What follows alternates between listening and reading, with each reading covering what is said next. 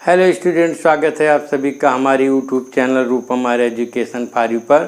बच्चों, आज इस वीडियो में हम सिंथेसिस के अंतर्गत नॉमिनेटिव एब्सोल्यूट का प्रयोग करना सीखेंगे। यानी नॉमिनेटिव एब्सोल्यूट का प्रयोग करके हम दो या दो से अधिक वाक्यों को जोड़ करके एक सिंपल सेंटेंस बनाएंगे।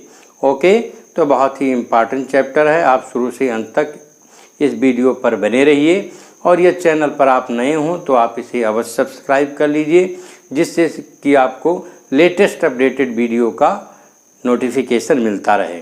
ओके, तो हम सबसे पहले नॉमिनेटिव एब्सोल्यूट को समझते हैं। तो नॉमिनेटिव को बच्चों हम लोग सब्जेक्टिव भी कहते हैं, यानी इसका मतलब सब्जेक्ट होता है, और एब्सोल्यूट का मतलब होता है स्वतंत्र, यानी फ्री फ्रॉम, यानी ऐसा सब्जेक्ट जो कि टेंस के तथा नंबर के वचन से मुक्त होता हो। इट मीन्स ऐसा सब्जेक्ट जिसके अनुसार वाक्य में यूज की गई फाइनाइट वर्ब प्रयोग में ना लाई जाती हो, उसी को हम नॉमिनेटिव एब्सोल्यूट कहते हैं, जिसकी हिंदी होती है स्वतंत्रकर्ता। ओके, तो नॉमिनेटिव एब्सोल्यूट हम उस सब्जेक्ट को कहते हैं या उस सब्जेक्ट को कहा जाता है जो वाक्य में पूर्ण रूप से स्वतंत्र होता है। ओके बच्चों, तो आइए हम समझते हैं। ओके बच्चों, इसका प्रयोग हम कब करते हैं? जब दो वाक्य दिए हों, दो वाक्य हों और प्रत्येक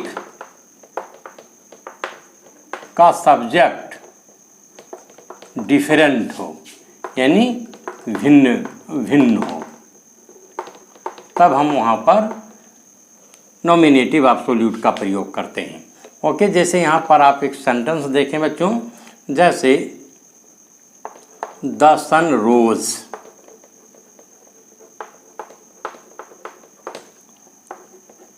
वी स्टार्टेड आवर जर्नी। ये देखिए आप, इस सेंटेंस को आप देखें, वी स्टार्टेड आवर जर्नी। तो यहाँ पर बच्चों दो सेंटेंस हैं और दोनों सेंटेंस का सब्जेक्ट डिफरेंट है। फर्स्ट में द सन सब्जेक्ट है और दूसरे में बी सब्जेक्ट है।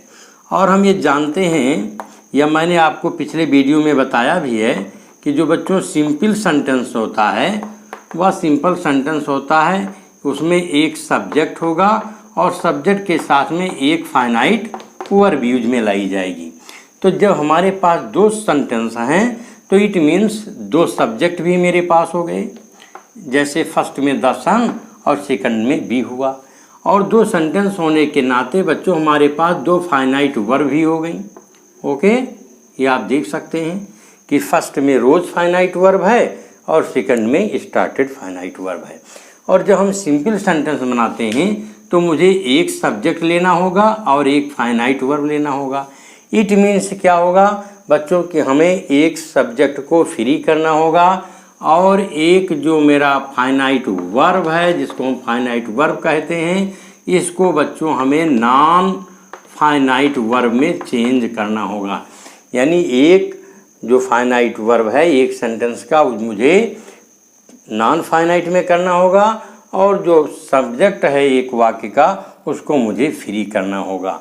अब क्वेश्चन अराइज करता है कि हम किस सेंटेंस के सब्जेक्ट को नॉमिनेटिव एब्सोल्यूट में चेंज करेंगे और किस वर्ब को हम नॉन फाइनाइट में करेंगे। ओके, तो बच्चों जो पहले कारण होता है, ऐसा सेंटेंस जो दूसरे सेंटेंस के कार्य का कारण हो, उसी को हम नॉमिनेटिव एब्सोल्यूट में चेंज करते हैं। ओके, और उसी के वर्ब को हम फाइनाइट वर्ब से नॉन फाइनाइट वर्ब में चेंज करते हैं। तो आइए इस सेंटेंस को हम देखते हैं, द सन रोज। ओके बच्चों, तो हम इस सब्जेक्ट को फ्री करें, सब्जेक्ट लिखेंगे द सन, और सन के बाद में आप जो राइज आपका फाइनाइट वर्ब है, इसको आप नॉन फाइनाइट में करेंगे। तो non finite verb participle, infinitive और जेरेंड, यही होता है। ओके, तो रोज को हम नॉन फाइनाइट में चेंज करेंगे। तो क्या करेंगे बच्चों, इसमें हैविंग प्लस एमबी थर्ड लगाया जाता है, यानी having risen. Okay, the sun having risen, जो ये हैविंग रीजन हो गया, ये आपका नॉन फाइनाइट हो गया रोज का, और द सन जो सब्जेक्ट था इसको मैंने फ्री कर लिया। तो इस प्रकार से द सन हैविंग रीजन ये पूरा आपका नोमिनेटिव एब्सोल्यूट हो गया। ओके, अब इसके बाद आप कामा लगाएंगे। कामा लगाने के बाद आप लिखेंगे we started our journey. Okay, तो इस प्रकार से आपका ये सेंटेंस कंप्लीट हो गया, और इसमें मैंने नाम नोमिनेटिव एब्सोल्यूट का प्रयोग करके इसे एक सिंपल सेंटेंस में कंबाइन कर दिया कि the sun having risen we started our journey. Okay, the teacher was absent. Okay, the students left the class। इस सेंटेंस को आप देखिए, द टीचर वाज एब्सेंट ये फर्स्ट काज है, उसका इफेक्ट है।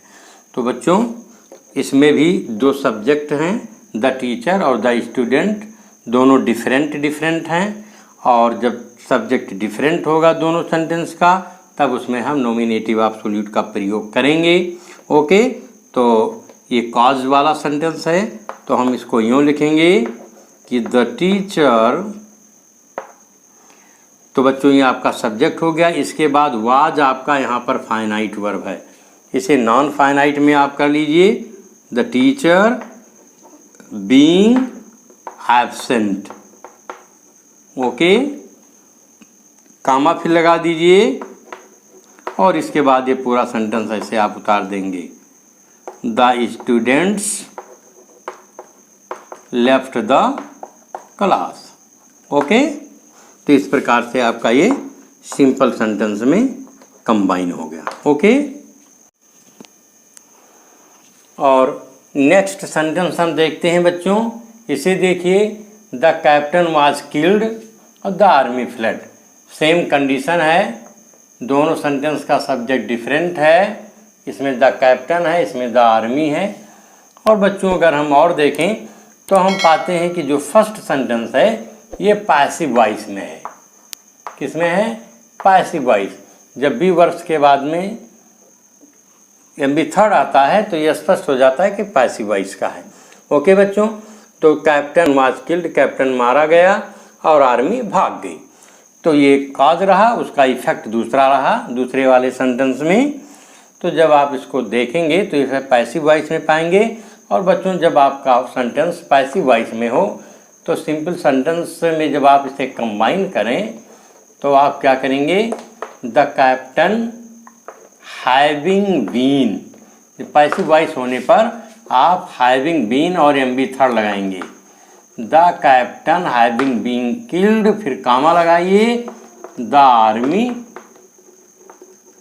फ्लड। ओके, तो इस प्रकार से आपका सिंपल सेंटेंस में कॉम्बिनेशन हो जाएगा सेंटेंस का। ओके बच्चों, तो इस प्रकार से स्पष्ट हुआ बच्चों कि नॉमिनेटिव एब्सोल्यूट का प्रयोग हम तभी करते हैं जब दिए गए सेंटेंसेस का सब्जेक्ट डिफरेंट हो। ओके, तब उसमें हम सब्जेक्ट को फ्री कर लेते हैं, एक सब्जेक्ट को, और एक जो वर्ब होगा फाइनाइट में उसको हम नॉन फाइनाइट में कर लेते हैं। और इसमें जनरली बच्चों हम हैविंग प्लस एमबी थर्ड का प्रयोग करते हैं जब इसे हम नॉमिनेटिव एब्सोल्यूट के बाद में आए हुए वर्ब को हम नॉन फाइनाइट करते हैं। और अगर उसमें बी वर्ब प्रयोग है तो बीइंग और इसके बाद जो अन्य शब्द होगा उसको हम लिख देते हैं। ओके, और इसके पहले सब्जेक्ट जिसको हम फ्री करते हैं।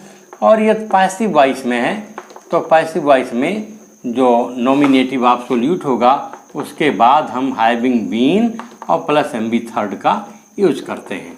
ओके, तो आई होप आपको ये चैप्टर समझ में आ गया होगा। ओके।